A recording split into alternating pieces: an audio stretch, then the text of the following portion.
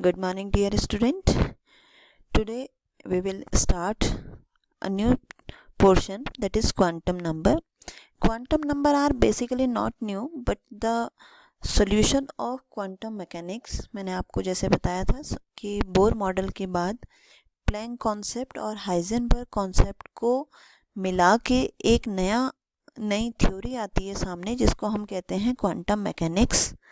और quantum mechanics में ही हम पढ़ते हैं श्रोडिंगर वेव इक्वेशन, और उसको रिप्रेजेंट करते हैं एक इक्वेशन। आपको श्रोडिंगर वेव इक्वेशन गिवन होगी, उसी के बेस पे उसको हम पढ़ते हैं। तो बेटा उसी में आगे हम पढ़ते हैं quantum numbers in order to describe electron of an atom in a detail. Quantum numbers are used जब इलेक्ट्रॉन को हम डिफाइन करते हैं एटम में, कहाँ उसकी पोजीशन है, क्या उसकी एनर्जी है, then we need some numbers, और उन्हीं नंबर्स को हम कहते हैं quantum numbers. Here we will do the 4 quantum numbers, जिनसे कि हम पूरे इलेक्ट्रॉन की सारी बातें जो है डिस्क्राइब कर सकते हैं। The energy level of electron in atom is mention by the use of positive integer number which is known as principal quantum number. Basically 4 quantum number हम यहाँ पे यूज़ करने वाले हैं। Large number of orbital are possible in an atom. These orbital can be classified by their size, shape and orientation. And each orbital can be represented mainly by 3 quantum number n, l and m. ठीक है, तो ये चीज़ समझने से पहले मैं आपको quantum number और इलेक्ट्रॉन का बस एक इतना सा कॉन्सेप्ट याद दिला दूं कि न्यूक्लियस सेंटर में है और इलेक्ट्रॉन उसके सराउंडिंग में मूव कर रहा है, जिसको हम कहते हैं ऑर्बिट्स। ऑर्बिट्स एक सर्कुलर पाथ है जहां इलेक्ट्रॉन जो है मूव करता है। Orbits are also known as shell. तो ये जो सेल है या ऑर्बिट है वो रिप्रेजेंट करता है प्रिंसिपल क्वांटम नंबर, वो रिप्रेजेंट करता है शेप ऑफ एटम, वो रिप्रेजेंट करता है साइज ऑफ एटम। ठीक, लेकिन उस सेल में इलेक्ट्रॉन किस पोजीशन, पर्टिकुलर किस पोजीशन पे उसकी प्रोबेबिलिटी ज़्यादा है, तो उसको हम ऑर्बिटल कहते हैं। किस डायरेक्शन में वो मूव कर रहा है, क्लॉकवाइज या एंटी क्लॉकवाइज, वो एक दूसरे क्वांटम नंबर से डिस्क्राइब होता है। और वो अपने ही एक्सिस पे जो रोटेट हो रहा है, स्पिन हो रहा है, तो वो स्पिन किस तरीके से हो रहा है, क्लॉकवाइज या एंटी क्लॉकवाइज, तो उसके लिए हमें 4 नंबर्स की ज़रूरत पड़ती है, जिसमें हम सबसे पहले पढ़ने वाले हैं principal quantum number. Principal quantum number n is positive integer which is represented by small n.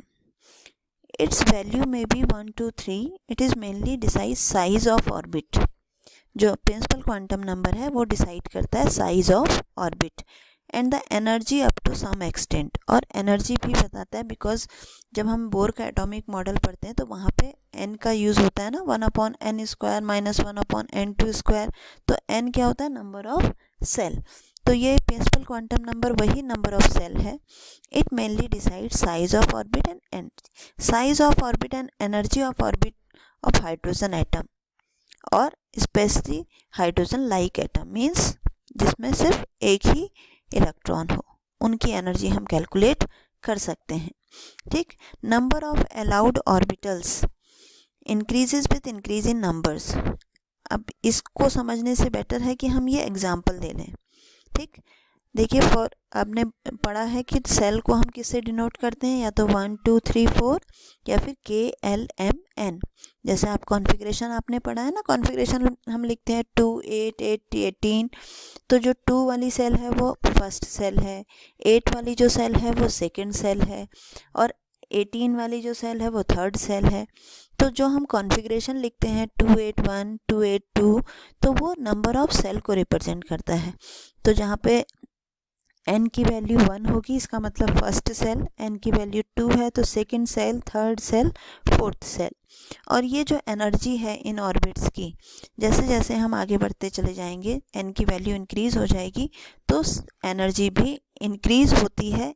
इसी वजह से जब इलेक्ट्रॉन हायर ऑर्बिट से लोअर ऑर्बिट में आता है तो वो एनर्जी रिलीज़ करता है, क्योंकि उसकी एनर्जी ज़्यादा है। जितना ऊपर बढ़ते जाएंगे एनर्जी ज़्यादा होती जाएगी, अंदर वाले की एनर्जी कम होगी। ठीक है, तो ये आपका प्रिंसिपल क्वांटम नंबर। अब इसके बाद आता है आपका एंगुलर क्वांटम नंबर या एजीमुथल क्वांटम नंबर, या इसी को हम कहते हैं सब्सिडरी क्वांटम नंबर। इसका नाम एंगुलर मोमेंटम क्यों है? ठीक है, इसका नाम एंगुलर मोमेंटम इसलिए है क्योंकि ये वाला नंबर जो है ये आपको बताता है कि इलेक्ट्रॉन जब मूव कर रहा है किसी ऑर्बिट में तो उसका एंगुलर मोमेंटम कितना होगा। ये एंगुलर मोमेंटम बताता है कि वो किस डायरेक्शन में, कौन से पर्टिकुलर एरिया में वो मूव कर रहा होगा। ठीक है, मतलब जहाँ पे वो सर्कुलर पाथ को फॉलो कर रहा होगा या वो डंबल पाथ को फॉलो कर रहा होगा, वो बताता है एंगुलर मोमेंटम। इसको हम रिप्रेजेंट करते हैं स्मॉल एल से। It is also known as subsidiary quantum number. It decide geometrical shape of orbits. मैंने आपको बताया कि एल जो है वो आपको एंगुलर मोमेंटम बता रहा है, मीन्स वो ज्योमेट्रिकल शेप बता रहा है ऑर्बिटल की। ऑर्बिटल क्या है? Orbital is a region around the nucleus when the finding probability of electron is maximum. ठीक, तो फॉर अ गिवन वैल्यू, अगर एन की वैल्यू आपको पता है तो एल की वैल्यू हम उसके अकॉर्डिंग कैलकुलेट कर सकते हैं। एल की वैल्यू होती है 0 से लेके n-1। ठीक है, मीन्स कि फॉर एग्जांपल n की वैल्यू आपकी है 1। जब n की वैल्यू 1 होगी तो l की वैल्यू होगी 0 और 1। ठीक है, 0 से लेके n-1 तक है। तो अगर n की वैल्यू आपकी 1 है तो l की वैल्यू होंगी 0 और 1। n की वैल्यू अगर 2 है तो l की वैल्यू हो जाएंगी 0 1 2। n की वैल्यू अगर 3 है तो आपकी वैल्यूज़ हो जाएंगी 0 1 2। ठीक है, तो इसी तरीके से l की वैल्यू को हम कैलकुलेट कर सकते हैं। अगर n हमें पता है तो उसी के अकॉर्डिंग हम ये बता सकते हैं कि उस सेल में कितने सबसेल्स होंगे। बेसिकली सबसेल ये बताता है तो कितने सबसेल्स होंगे। जैसे अभी तक आप कॉन्फ़िगरेशन लिखते आ रहे हैं 281, ऐसे ही लिखते हैं ना कॉन्फ़िगरेशन हम।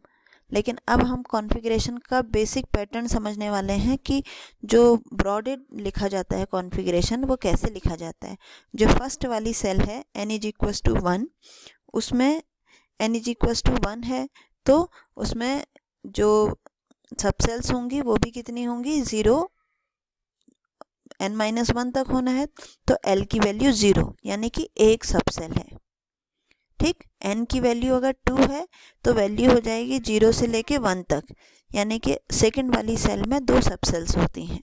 ठीक है, तो ये हमें सबसेल बताता है।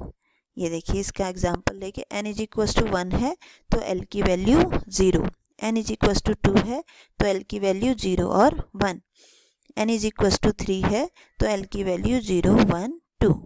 ईच सेल कंस्टिट्यूएंट वन और मोर सबसेल और सब लेवल।